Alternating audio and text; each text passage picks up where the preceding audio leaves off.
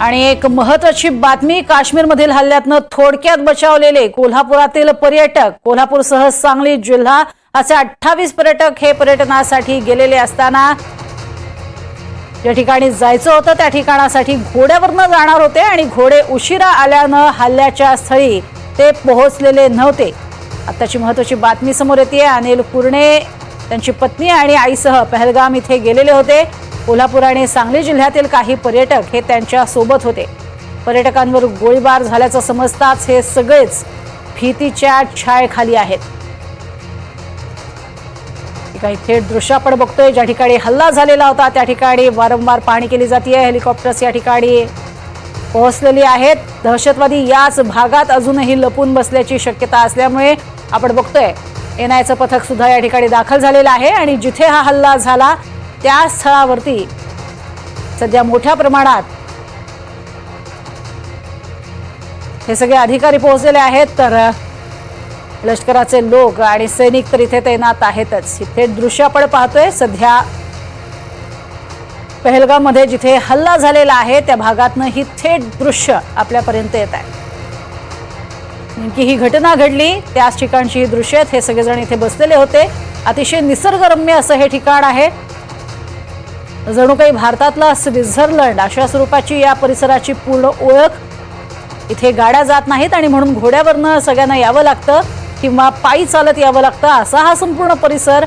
मात्र याच परिसरात दहशतवाद्यांनी भ्याड हल्ला केला। ते सगळे पर्यटक होते, संपूर्ण भारतभरातनं आलेले हे पर्यटक होते।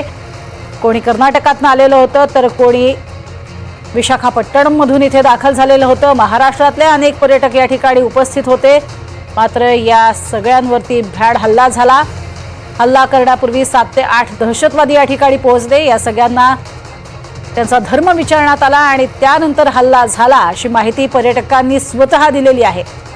या हल्ल्यामध्ये एका कर्नाटकातल्या इसमाला गोळी घालण्यात आली, त्याला ठार करण्यात आलं। त्यावेळेला त्याच्या पत्नीने मला ही मार असं म्हटलं, मात्र तुझ्या मोदीला सांग मी याला ठार केले मात्र तुला मारणार नाही अशा स्वरूपाचा संदेश एका दहशतवाद्यानं त्या महिलेला दिला। सध्या आपण बघतोय मोठ्या प्रमाणात इथे गाड्या दाखल होत आहेत। या सगळ्या मंत्र्यांच्या गाड्या या ठिकाणी पोहोचत आहेत।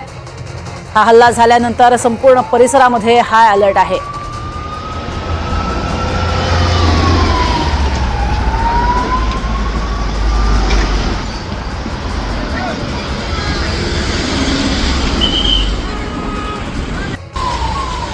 पहलगाम मधली ही थेट दृश्य आपण बघतोय। सध्या हा संपूर्ण परिसरामध्ये छावणीचं असं हे स्वरूप पाहायला मिळतंय।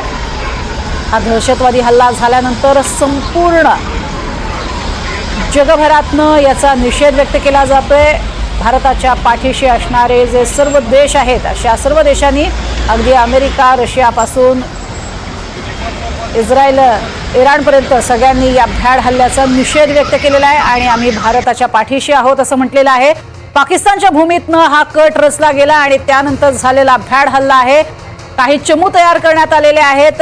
30 वर्षाच्या आतल्या युवकांना एकत्रित घेऊन हे चमू तयार करण्यात आलेले आहेत आणि त्यांचा बुद्धिभेद करून हा दहशतवादी हल्ला झालेला आहे। थेट दृश्य आपण बघतोय, ज्या ठिकाणी हा दहशतवादी हल्ला झालेला होता त्याच ठिकाणची ही थेट दृश्य आहेत आणि सध्या संपूर्ण या परिसरामध्ये लष्करी तळ असल्याप्रमाणे स्थिती, मोठ्या प्रमाणात बंदोबस्त येण्याची टीम दाखल झालेली आहे। तसंच ज्यांचे प्रियजन या संपूर्ण घटनेत मारले गेलेले आहेत अशांचे सुद्धा जबाब नोंदवले जात आहेत। घडलेल्या घटनेचा इत्थंभूत गोषवारा घेतला जातोय। ही घटना कशी घडली, कोणी कोणाशी कशा स्वरूपाचा संवाद साधला, दहशतवाद्यांपैकी काही लोक हे हिंदीमध्ये या सगळ्यांशी बोलत होते, ते नेमके काय बोलत होते या सगळ्याची माहिती आता घेतली जाते आणि आतापर्यंतच्या या संपूर्ण हल्ल्यानंतर आलेल्या माहितीनुसार दहशतवाद्यांनी ठरवून या सगळ्या पर्यटकांना लक्ष केलेलं होतं। लष्कराकडनं वारंवार सडेतोड उत्तर हे दहशतवाद्यांना दिलं जातं आणि म्हणून लष्करावरती हल्ला न करता, लष्कराच्या जवानांवरती हल्ला न करता हा हल्ला सर्वसामान्य अशा पर्यटकांवर करण्यात आला, जे अर्थातच फिरण्यासाठी तिथे गेलेले होते। अधिक माहिती घेऊयात, रामराजे शिंदे आमचे प्रतिनिधी आपल्या सोबत आहेत। रामराजे, सध्या लष्करी संपूर्ण तळ असल्याप्रमाणे छावणीचं स्वरूप इथे आपल्याला पाहायला मिळतंय, काय अधिक माहिती? बिलकुल, कारण पहलगामकडे जाण्यासाठी पुलवामा क्रॉस करावा लागतो आणि आपल्याला माहिती आहे की पुलवामाला सुद्धा यापूर्वी सुद्धा हल्ला झाला होता आणि प्रत्येक ठिकठिकाणी आता नवीन पोस्ट तयार करण्याचं काम सुरू आहे. इथे संगम चौक आहे, तिथे सुद्धा एक मोठी पोस्ट आर्मीने आता तयार केलेली आहे. रात्रीपासून ते काम सुरू केलं गेलं होतं आणि आता अशा ठिकठिकाणी पोस्ट तयार करण्यात आलेले आहेत. कारण जे ग्रुप बनवण्यात आलेले आहेत दहशतवाद्यांचे आणि त्यांनी टार्गेट करलेलं आहे पर्यटकांना, ते छोटे छोटे ग्रुप आहेत. अशा वेळी त्यांना टॅकल करण्यासाठी छोट्या छोट्या पोस्ट बनवणे सुद्धा गरजेचं आहे आणि त्यामुळे सुद्धा आता आर्मी सुद्धा छोट्या छोट्या पोस्ट बनवत आहेत. तर दुसरीकडे अमित शहा यांनी श्रद्धांजली वाहिलेली आहे मृतांना आणि त्याचबरोबर जखमी जे आहेत त्यांची त्यांना पाहणी करण्यासाठी ते आता हॉस्पिटलला अनंतनाग येथे जाणार आहेत आणि त्यानंतर व्हिजिट केल्यानंतर पुन्हा ते ज्या घटनास्थळ आहे पहलगाम तिथे जाण्याची शक्यता आहे. त्यामुळे केंद्रीय गृहमंत्री हे स्वतः काश्मीरमध्ये आल्यामुळं सैन्य बलाचं एक मनोबल जे आहे ते उंचावलेलं आहे आणि त्याचबरोबर की जे कशा पद्धतीनं आर्थिक नाड्या दहशतवादाच्या आवळ्याच्या आहेत आणि त्याचबरोबर सगळ्याच पातळीवर हा पाकिस्तानचा हा कट आहे हे उघड आहे. कारण खालीद जो आहे त्यानेच हे संपूर्ण निधी जो आहे तो पुरवला होता, टेरर फंड जो आहे त्यानेच केला होता आणि त्यामुळं पाकिस्तानच्या तिथे सुद्धा एक सुरक्षा जी आहे ती वाढवण्यात आलेली आहे. आता पुढचं पाऊल आता भारत काय उचलते ते पाहावं लागणार आहे. कारण कोणतेही महत्वाचं आंतरराष्ट्रीय स्तरावर पाऊल जर उचलायचं असेल पाकिस्तानच्या संदर्भामध्ये तर परराष्ट्र मंत्र्यांचं त्याच्यामध्ये मत घेतलं जातं. त्यामुळे एस जयशंकर आणि त्याचबरोबर NSA अजित डोवाल आणि पंतप्रधान नरेंद्र मोदी आणि अमित शहा यांची एक बैठक होईल आणि त्यानंतर पाकिस्तानच्या संदर्भामधली भूमिका जी आहे ती ठरवली जाणार आहे. नक्कीच. सगळ्यात महत्वाचं लष्कर-ए-तोयबा ही जी इस्लामी संघटना आहे दहशतवादी, ती संघटना यामध्ये प्रामुख्यानं सगळी जबाबदारी स्वीकारते आहे. याच संघटनेनं 2006 आणि 2008 मध्ये मुंबईवरती हल्ला केलेला होता, त्यात त्यांचा मोठा सहभाग होता. काय प्रमुख कारण जे आहे ते सांगितलं जात आहे अशा स्वरूपाच्या भ्याड हल्ल्याचं? कारण तो पूर्वीचा जो झालेला हल्ला होता, मागे झालेला मुंबईतला दहशतवादी हल्ला, हा सुद्धा सर्वसामान्य नागरिकांवरतीच झालेला होता आणि तसाच हा हल्ला एकीकडे तहव्वूर राणा हा सुद्धा सध्या भारतात आलेला आहे. बिलकुल अनेक कांगोरे आहेत याला आणि महत्वाचं कांगोरं म्हणजे हा की अमरनाथ यात्रा मध्ये अडथळे निर्माण करणं.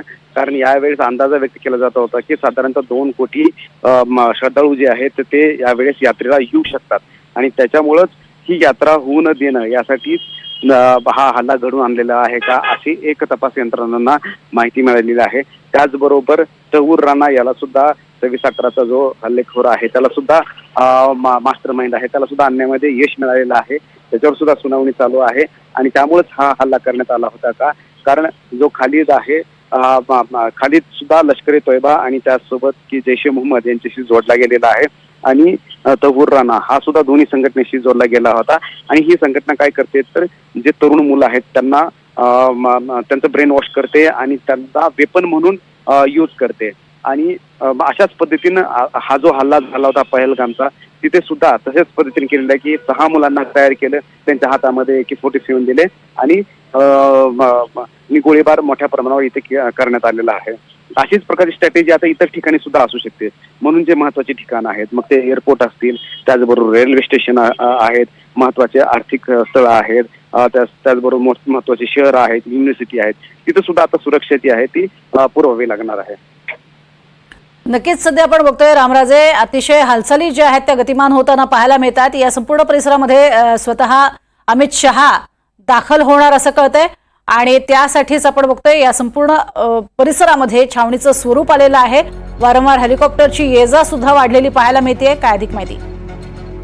बिलकुल VVIP मुवमेंट सुरू आहेत. कारण DG त्याचबरोबर राज्यपाल आणि सर्वच महत्वाचे जे काही पॅरामिलिटरी फोर्सेस आहेत त्याच्यामध्ये BSF पण आहे, आर्मी आहे, CISF आहे, CRPF इथं आहे, JNK पोलीस आहे आणि राष्ट्रीय रायफल आहे. तर या सगळ्यात जे आपल्या डिफेन्सच्या वेगवेगळ्या ऑर्गनायझेशन आहेत त्यांचं महत्वाचं कार्यालय इथेच आहेत आणि अनंतनाग आणि त्याचबरोबर पहलगाम हे सुद्धा महत्वाचं ठिकाण आहे. त्यामुळे अलर्टवर आहेत आणि या सगळ्या मुवमेंट ज्या आहेत त्या आज सकाळपासूनच सुरू झालेल्या आहेत. काल रात्री अमित शहा आलेले आहेत आणि त्यामुळं इतर वेळेस काश्मीर जे आहे आत्ताचा जो परिसर आहे आत्ताचा जी वेळ आहे साधारणतः एप्रिल महिना हा सगळ्यात जास्त इथे पर्यटक येतात. कारण एप्रिल महिन्यामध्ये पहलगाम एक मिनी स्वित्झर्लंड समजलं जातं कारण तिथे बऱ्यापैकी थंडी असते त्यामुळं उन्हाळ्यामध्ये सुद्धा उन्हाळ्याच्या सुट्ट्या असल्यानंतर पर्यटक मोठ्या प्रमाणावर काश्मीरला यासाठी येतात.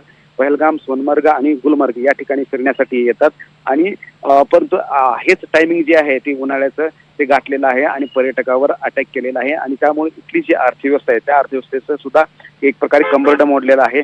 आपण सकाळपासून ज्या काही काश्मीरी लोकांशी संवाद साधतोय, बोलतोय, त्याच्यावरून त्यांना हे दिसतंय की आतापर्यंत एप्रिलपर्यंत चांगलं उत्पन्न झालं होतं, परंतु आता असा हल्ला झाल्यामुळं पूर्ण वर्षभर आता पोटासाठी काही मिळणार नाही, अशा प्रकारच्या त्यांच्या भावना होत्या. त्याच्यामुळे कुठेतरी एक परिणाम जो आहे इथल्या काश्मीरच्या अर्थव्यवस्थेवर सुद्धा होतोय, कारण पर्यटन हीच मुख्य स्रोत आहे. तिथलं केसर असेल किंवा काश्मीरचं ॲपल असेल किंवा ड्रायफ्रुट्स असेल, ॲपल व्हॅली इथे ओळखली जाते. आणि त्याचबरोबर पाहण्यासारखे ठिकाणं सुद्धा इथे बऱ्यापैकी आहेत, कारण आताच उन्हाळ्यामध्ये सुद्धा इथे एक गार्डन आहे, मुघल गार्डन, ते सुद्धा ओपन केलं जातं.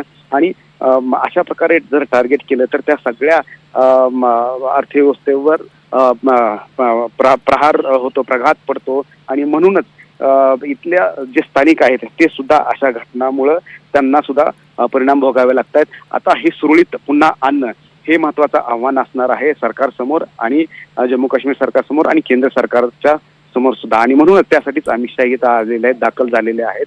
आणि प्रत्येक त्यामुळेच आता इथून पुढचं पावलं काय उचलता येईल ते पाकिस्तानच्या विरोधामध्ये पाऊल काय उचललं जाणार आहे, काश्मीरमध्ये जो हल्ला झालाय तर इथं कोण कोण त्यांना वेपन पुरवली गेली होती, कशा पद्धतीनं रेकी करण्यात आली होती, का टार्गेट का तेच निवडण्यात आलं होतं, या संदर्भामध्ये सुद्धा माहिती काढावी लागणार आहे. आणि ज्या पद्धतीने पंतप्रधान नरेंद्र मोदी यांनी ट्विट केलेलं आहे किंवा अमित शाह यांनी ट्विट केलेलं आहे की अशा प्रकारचे भ्याड हल्ले खपवून घेणार नाही, याचाच अर्थ आहे की केंद्र सरकार जे आहे ते उत्तर देण्याच्या मानसिकतेमध्ये आहे. परंतु हे उत्तर कसं असेल, यापूर्वी उत्तर दिलं होतं आपण सर्जिकल स्ट्राईकच्या माध्यमातून उत्तर दिलं होतं, परंतु यापूर्वी कारण हे छोटे छोटे ग्रुप आहेत, मग ह्या छोट्या छोट्या ग्रुपना पकडून टार्गेट करावं लागणार आहे. तर ह्या छोट्या ग्रुपचं लष्कर-ए तोयबाचं जैश-ए मोहम्मदचं कंबरडं कसं मोडलं जाणार आहे हे पाहावं लागणार आहे. नक्कीच. तुर्तास धन्यवाद रामराजे या संपूर्ण माहितीसाठी. आपण बघतोय प्रचंड मोठा हा दहशतवादी हल्ला आणि याचं जशास तसं उत्तर दिलं जाणार यासाठी सगळी तयारी करण्यात आलेली आहे. पाकिस्ताननं रचलेला हा कट आणि आता पाकिस्तानमध्ये एकीकडे खायची अवस्था बिकट असताना दुसरीकडे दहशतवाद्यांना मात्र कसं पोचलं जातंय हेच एकीकडे अधोरेखित होतंय. आणि त्यामुळेच भारताला अमेरिकेचा पूर्ण पाठिंबा आहे, रशियाचा पाठिंबा आहे. मात्र या दहशतवादी घटनांवरती आता काय निर्णय घेतला जातोय त्या काळात हेही पाहणं महत्त्वाचं ठरणार आहे.